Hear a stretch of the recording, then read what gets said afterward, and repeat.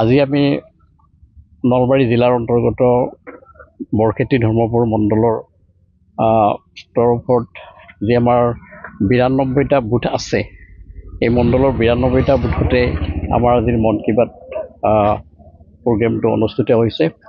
আৰু মই আজি আমাৰ বৰক্ষেত্ৰী ধৰ্মপুৰ মণ্ডলৰ অন্তৰ্গত ৪৬ নং বুথত এই মন কী বাত অনুষ্ঠানত উপস্থিত থাকিলোঁ।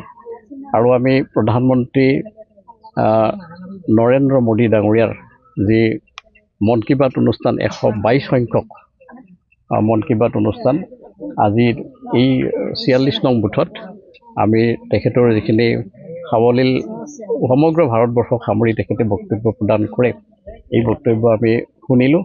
আৰু ইয়াৰ দ্বাৰা আমি আমাৰ সমাজ তথা ব্যক্তিগতভাৱেও এই মন কী বাতৰ তেখেতৰ বক্তব্যৰ দ্বাৰা অনুপ্ৰাণিত হৈ সমাজ কেনেকৈ আগুৱাই যাব পাৰে এনেকুৱা ধৰণৰ তেখেতৰ পৰামৰ্শ আমি গ্ৰহণ কৰিলোঁ।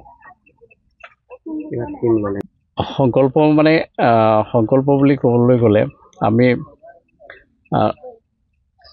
আজিৰ যিটো মন কী বাত অনুষ্ঠান আছিল এইটো অলপ ব্যতিক্ৰম আছিল যে আমি মন কী বাত অনুষ্ঠানত ত্ৰিৰংগ যাত্ৰা এটা আমি অনুষ্ঠিত কৰিম। এতিয়া মন কী বাত যিহেতু আমি শুনিলোঁ, ত্ৰিৰংগ পতাকাটো যাত্ৰাটো এইকাৰণে আমি কৰিম যে দেশৰ হকে যিখিনি সৈনিকে প্ৰাণ আহুতি দিলে বা দেশৰ হকে অহৰহ যুঁজি আছে তেখেতসকলক অনুপ্ৰাণিত কৰা আৰু যিখিনি আহুতি দিলে তেখেতসকলৰ পৰিয়ালবৰ্গক যাতে আমি সাহস দিব পাৰোঁ, উৎসাহিত কৰিব পাৰোঁ, তেখেতসকলৰ সৈনিকসকলৰ মনোবল বৃদ্ধি কৰিব পৰা যায়, তাৰ উদ্দেশ্য আগত ৰাখি আমি ত্ৰিৰংগ যাত্ৰা আমাৰ এই ৪৬ নং বুথত অনুষ্ঠিত কৰিম।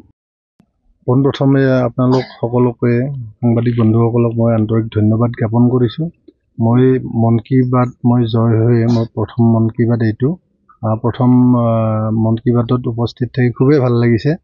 আৰু আমাৰ প্ৰধানমন্ত্ৰী মাননীয় শ্ৰীযুত নৰেন্দ্ৰ মোদী ডাঙৰীয়াৰ যিটো দেশ সেৱাৰ মনোভাৱ, ৰাইজক যি ধৰণে তাৰমানে দেশ সেৱাৰ ব্ৰতী হ'বলৈ উৎসাহিত কৰে মন কী বাতৰ জৰিয়তে, এই চেগতে তেখেতকো আমি ধন্যবাদ জনাইছোঁ আৰু তেখেতৰ দীৰ্ঘায়ু কামনা কৰিছোঁ। আৰু আজি এই মন কী বাতত উপস্থিত থকা সমূহ ৰাইজলৈ, আমাৰ ভাৰতীয় জনতা পাৰ্টীৰ কাৰ্যকৰ্তা তথা শুভাকাংক্ষী ৰাইজলৈ মই মোৰ আন্তৰিক শ্ৰদ্ধা নিবেদন কৰিছোঁ।